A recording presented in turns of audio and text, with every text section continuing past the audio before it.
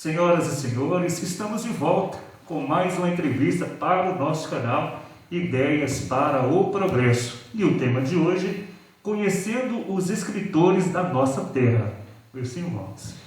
Nós temos hoje a honra de receber o escritor Cláudio Coimbra, que é o nosso parceiro, é o nosso companheiro aí de luta no dia a dia. Então, Cláudio, seja bem-vindo ao nosso canal Ideias para o Progresso e fique à vontade para esse bate-papo de hoje conosco. Obrigado, e é uma honra estar participando do projeto de vocês. E eu acho que é uma grande iniciativa de falar sobre os poetas da nossa terra.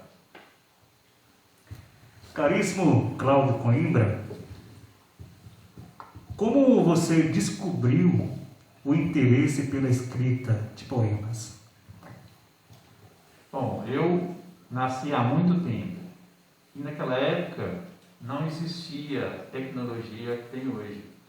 Não existia, vamos supor, televisão, não existia telefone. Então, quando a gente se interessava com uma moça e a gente não tinha como se comunicar com ela, era através da escrita, era através de palavras bonitas se conquistava a menina, era através de cartas.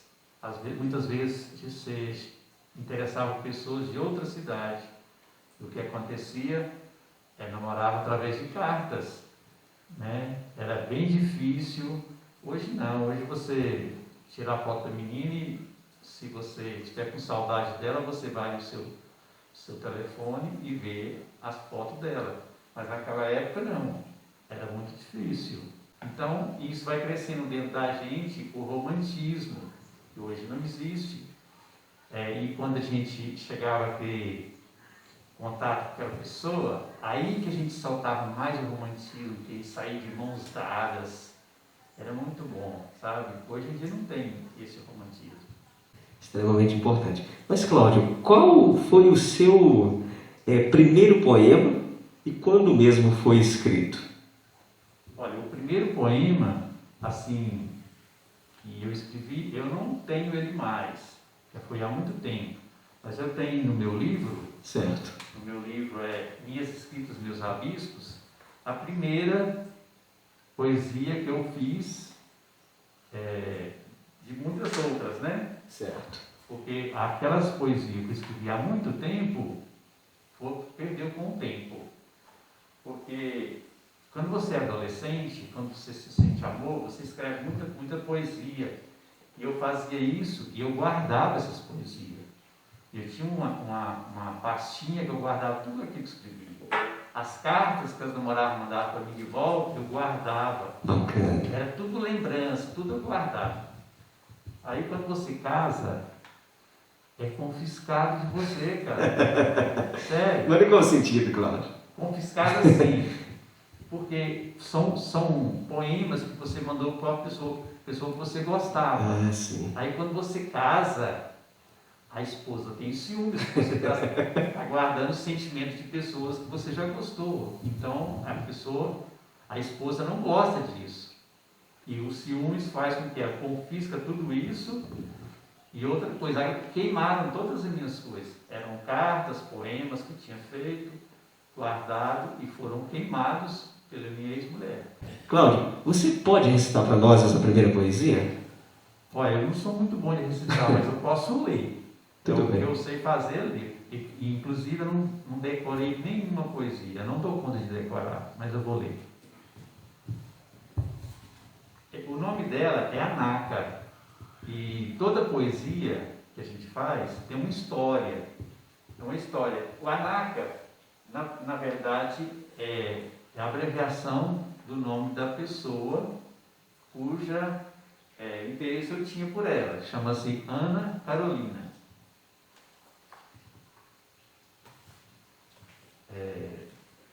Acordei muito cedo e você dormia.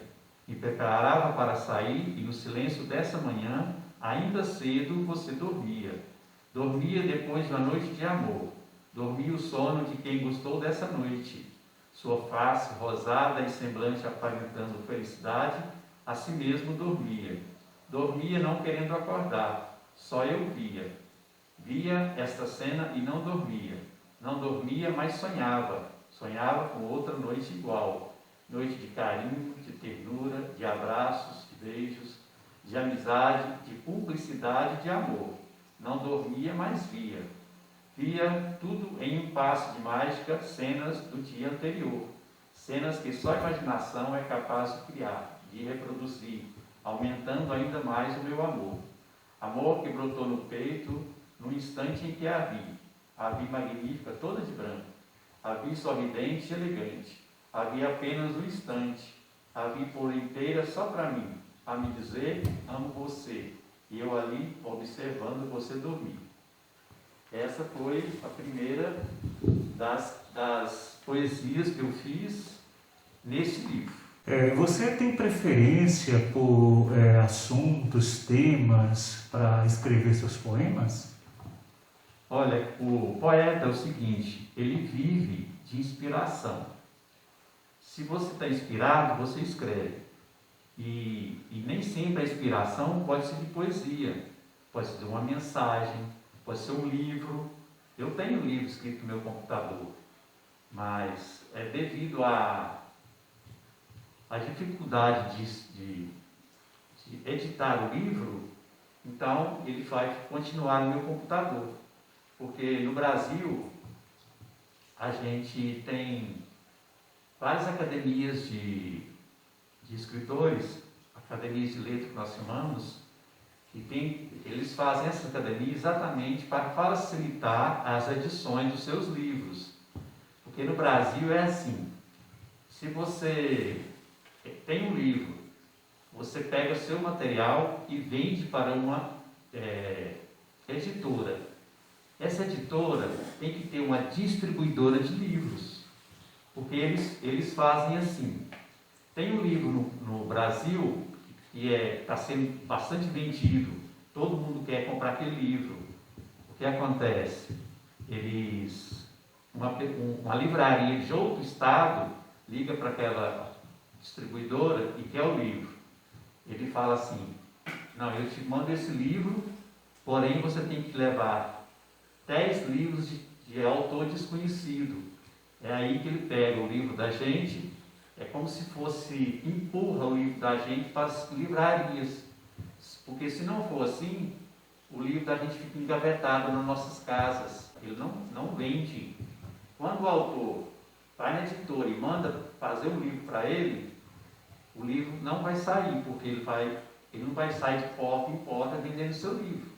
Por isso que a gente tem que vender o livro da gente.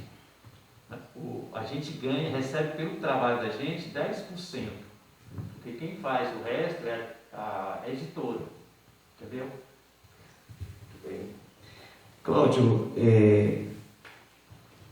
qual o poema predileto seu? Cara, eu tenho vários poemas que eu gosto, mas eu destaquei um pela brincadeira que eu fiz. Só um minutinho. Então a poesia é assim, ó, balada. Essa também tem uma história, viu? Certo. Encontros marcados, horas de espera. O coração se agita, se desespera. Remói passado, lembrança recente. O amor se complica, a solidão é insistente. Um anjo avisa, um sorriso aparece. Um andar elegante, não me esquece. Ela veio linda e perfumada, fez um penteado, bem arrumada. Se vamos sair? Claro, meu camarada. Nem te conto, vamos pra balada. Me abraça, pede desculpa por demorar. Me beija, diz que vai me provocar. Sorri de tudo que eu falo, me ensina a dançar. Mas se piso no seu calo, começa a chorar. A noite é só festa, muita cervejada. Mas meu amigo, pra ela só lambicada.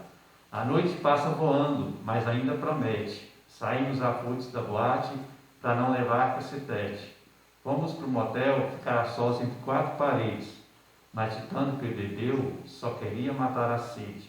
Aí apelei, como é que é, não vamos namorar? Ironicamente respondeu, aqui só se casar. Peguei a chave do carro, vou embora. estava brincando, ficar com você só se for agora. O que aconteceu depois, não posso contar. Mas se quer saber, vem cá, vou te mostrar. Muito bacana, Essa né? é uma das que eu mais gosto. Ela é fantástica, realmente. Bonita.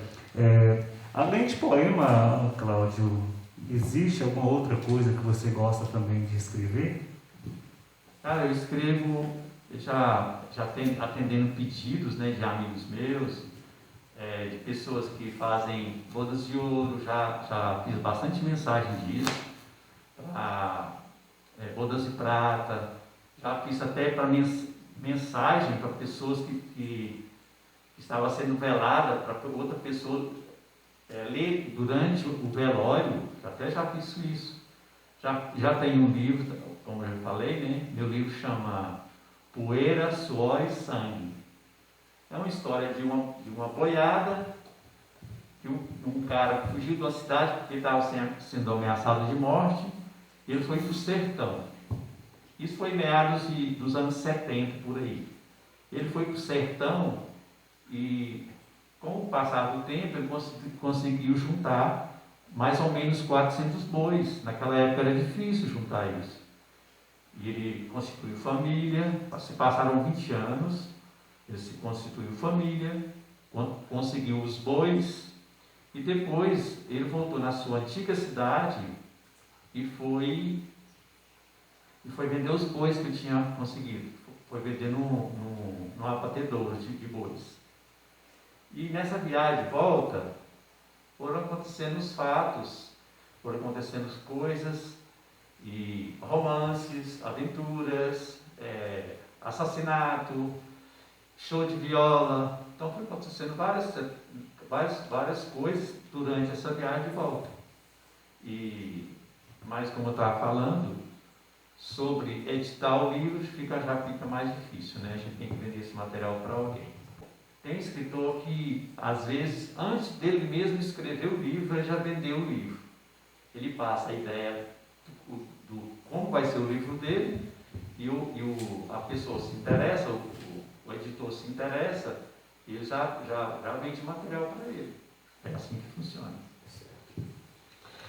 Cláudio, agora eu quero saber de você, para a gente finalizar, na sua opinião, como que a literatura, a cultura e a arte do nosso município podem ser mais valorizadas, incentivadas, né, para que vocês que são escritores e amantes da artes tenham essa oportunidade de apresentar um trabalho?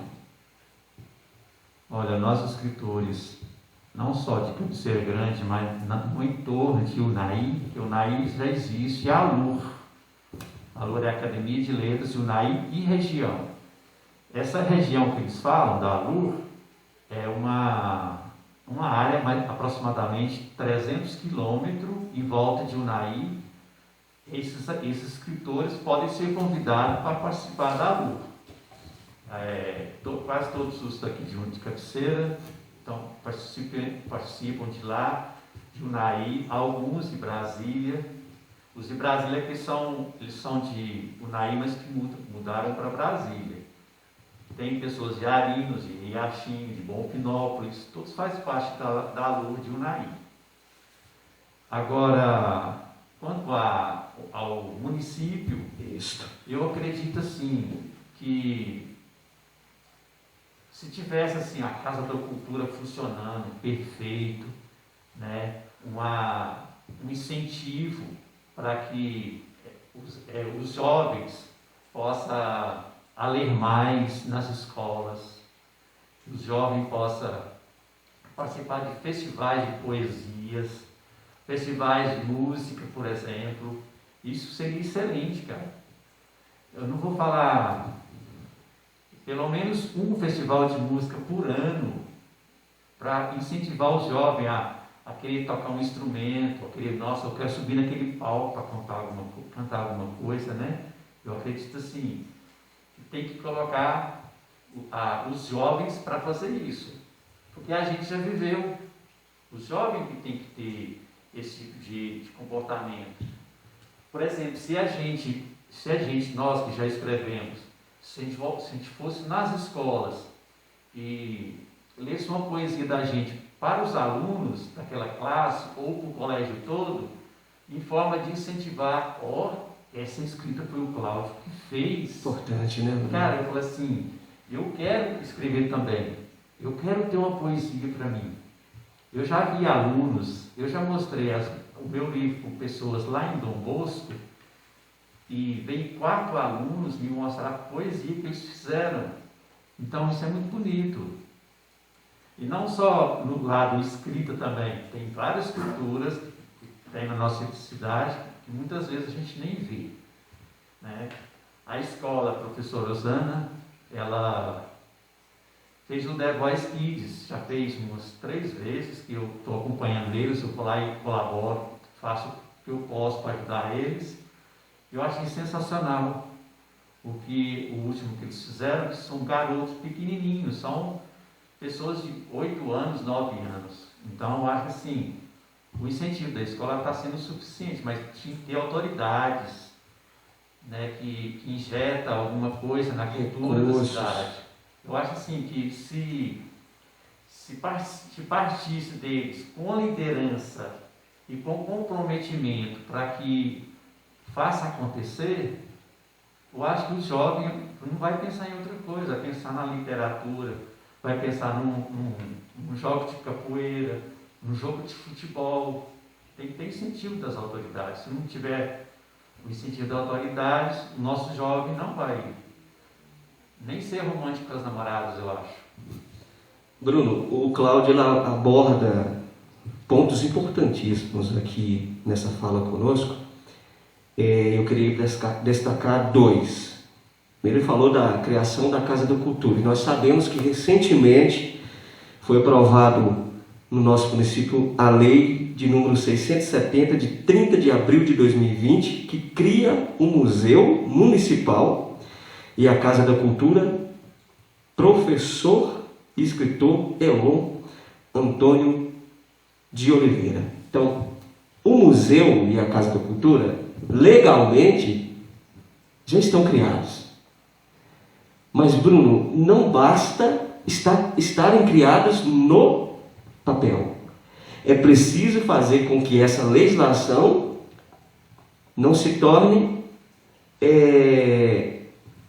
um papel de letras mortas, né? Mais um projeto que vai... Acho que tem que ter um espaço físico e pessoas competentes para dirigir essa casa. Isso, corretamente. Não resolve só ela falar, eu vou ficar sentadinho numa cadeira ali esperando os jovens chegar. Não, tem que ir para a rua, tem que ir para... Tipo assim, tem que fazer acontecer. Uma peça teatral, por exemplo, né? Acho que tem que fazer de tudo. Importante, para isso precisa de investimento, né, claro. Já foi um grande avanço, a gente reconhece, né, a partir do momento que o município instituiu essa lei. Mas agora vamos fazer, né, com que ela saia do papel, através de recursos humanos, de recursos materiais, recursos financeiros, para que a cultura, né, do nosso município ela seja realmente valorizada, que os nossos escritores, os nossos artistas sejam de fato conhecidos e valorizados, né, Bruno? Em Campina Grande eu tive a oportunidade, inclusive, assim, de conhecer o Elon, o professor Elon, e me apaixonei quando eu conversava com ele, ele me falava das ideias dele, dos objetivos dele de escrever um livro, né, de publicar o livro que já estava escrevendo, e ele falava justamente, apontava essas dificuldades, né, falta de incentivo, falta dessa Casa da Cultura, né, para poder mostrar essa, vamos dizer, eu digo que é uma grandiosa história, né, que nós só vamos conhecer a partir do momento que, né, Wilson, tivemos a liberdade de ter contato com a experiência de vocês, né, com aquilo que vocês podem nos mostrar. Quando eu falei, né, que eu queria destacar 2 pontos, o primeiro foi a questão da criação da Casa da Cultura e do museu, né, estruturar esse espaço. O Cláudio também abordou outro ponto importante, que foi a inserção desse material dos nossos artistas, né, dos nossos escritores, nas escolas do município. Você já pensou, né, um livro de poemas do Cláudio Coimbra inserido aí também nas nossas escolas municipais, onde os alunos irão conhecer, né, o trabalho de cada um desses nossos artistas, né, que é extremamente importante. E é uma política pública que o município, né, deve atentar e executar, né? Eu acho assim que quando surgirá um poeta romântico, quando vai ter aqui na nossa cidade desses jovens um poeta romântico, quando esse jovem olhar para uma jovem e ver naquela jovem a beleza dela, e a grandeza dela, a importância que ela faz na vida de um homem, não só que ele não veja sexo naquela mulher, mas que ele veja amor, que ele veja uma companheira. No dia que ele olhar para ela e ver tudo isso, ali vai nascer um jovem romântico. É muito importante. Voltando ainda lá na última pergunta que a gente falou, né, o que o município poderia fazer para valorizar e difundir, né, a cultura, a arte, né, aqui onde nós vivemos.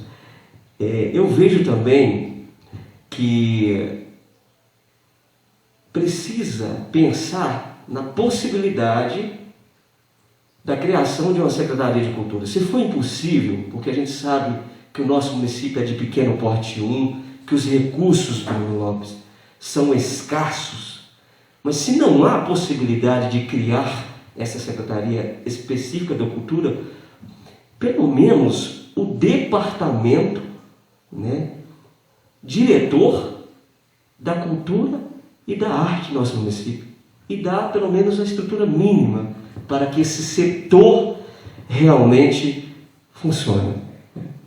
E eu penso também que é um desafio a ser, né, pensado pelas lideranças do nosso município, que precisa construir políticas públicas de valorização da cultura e da arte em nosso município. Salvo engano, essa pasta hoje ela está lotada junto com a Secretaria de Esporte, que já é uma secretaria por si só pesada, porque, né, são inúmeras as ações, inúmeros os projetos que podem ser desenvolvidos dentro dessa própria pasta que já é a questão do esporte, né? É importante também, Cláudio, né, e assim também dizer, né, a todos que nos acompanham, que nós não podemos só ficar prendidos, né, a recursos próprios do município, né, com bons projetos, né, várias parcerias aí com vários bancos que votam e aprovam projetos bem elaborados, né, e ali eles financiam aqueles projetos, eles investem naquele projeto para que aquele projeto ele consiga progredir. E outra coisa importante também, quero finalizar dizendo isso, que acho que é muito importante, é que a valorização da cultura, né, de todo o trabalho, né, de escritores, é muito importante porque isso pode ser útil a teses monográficas, né, de faculdades, de alunos aí que estão concluindo aí os seus trabalhos escolares, né, e apresentarem, né, a história através aí de todo um vasto e amplo conhecimento que, se aberto, nós não paramos só no Cláudio, né, nós não ficamos só no Cláudio aqui, né, aqui sentarão pessoas, né, de vários outros segmentos ligados também à área que também poderão abordar sobre o tema, que é muito vasto, né? Então queremos, neste momento, finalizar a nossa entrevista, Cláudio, agradecendo a você, mais uma vez, pela sua parceria e pela sua disponibilidade e por acreditar nesse projeto aí de entrevista, né, o canal de entrevistas, Ideias para o Progresso. Quero então agradecer você e passamos a palavra para que você possa fazer suas considerações finais. Eu que agradeço e espero que todo o seu projeto que vocês estão desenvolvendo tenha sucesso. Muito obrigado a vocês. a todos que estão nos acompanhando, você pode deixar o seu like, né? Deixe o seu like no vídeo, se inscreva em nosso canal, compartilhe e nos ajude. E até a próxima entrevista. Isso aí, então um forte abraço a todos. Lembrando que semanalmente a gente estará gravando entrevistas aí para vocês. Forte abraço.